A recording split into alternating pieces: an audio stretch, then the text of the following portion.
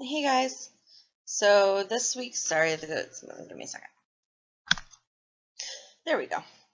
So it is week 8, no, week 9, something like that, and it's Wednesday, and this is Translove Take 2. For those of you who are just checking in for the first time, welcome.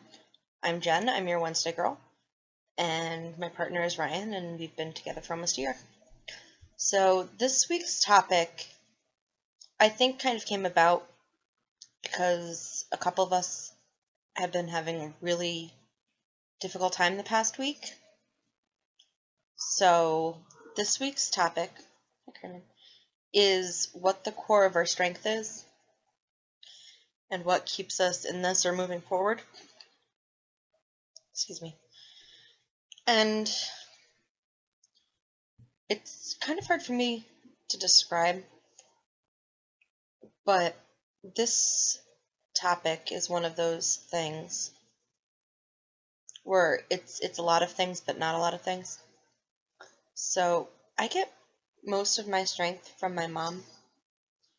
She had to put up with me for 20 years before I moved out, and I know that that wasn't the easiest thing to do. And I don't think I've ever known a stronger woman. And though I know that she won't ever see this because she doesn't do this sort of thing, I appreciate you more than anything you could ever know. You mean the world to me, and I don't say thank you nearly enough. My mother is always there for me through the good times and even more so through the bad. And she's always supported me even when I didn't think she was. You know, there was a lot of times where, looking back on it, I realized that she did things because it was the right thing to do for me. And at the time, I thought she was just being a pain. But I don't know what I would do without her. And I know that I definitely wouldn't be the woman that I am today without her. When it comes to my strength in my relationships, I'm very, very grateful that I have seen healthy relationships throughout my life. For the most part, my parents have been married for 25 years. My grandparents have been married for 50 and something like 55-ish years. And I see how beautiful a healthy relationship can be. And up until I met Ryan, I didn't have that. I involved myself in very, very unhealthy relationships because it's what I thought I deserved, I guess. I thought that I wasn't good enough to deserve anything better, because if I did deserve something better, why didn't I have it? And I know that that's convoluted thinking, but it's what I thought.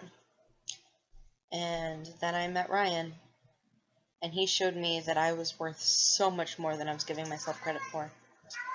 And he was always been supportive of me. And so, to an extent, he's a little bit of where my strength comes from. Because if he can go through transition and come out on top, I can do anything. If he can do anything, so can I.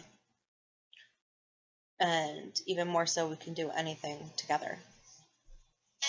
Oh, he's calling me. Hold on. Sorry about that.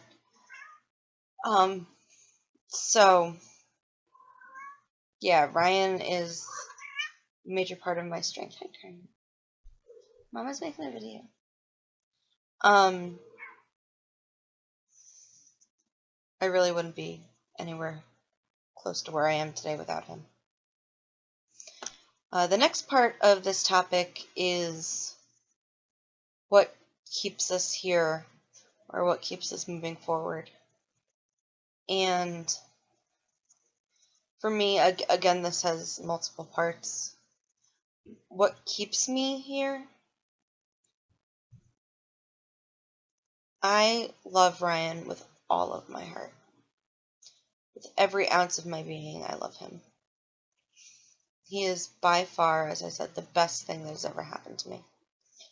And last Friday, he decided he wanted to take a break.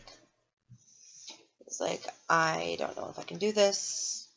I'm not happy, and I was miserable. I was absolutely miserable for a couple days. And then on Sunday night, we talked, and we both realized how much we missed each other. And so, while our relationship doesn't look the same as it did, because we both decided that some changes needed to be made, while our relationship doesn't look the same as it did, it still exists. And what keeps me moving forward in the relationship is that he makes me a better person. And he makes me want to be a better person. For him, for people around me, for myself. Excuse me. He makes me want to be a better person. And he makes me happy, even through the hard times. But what keeps me moving forward in my day-to-day life,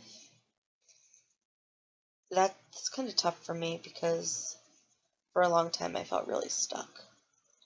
Felt stagnant. I was waiting to hear back about graduate school.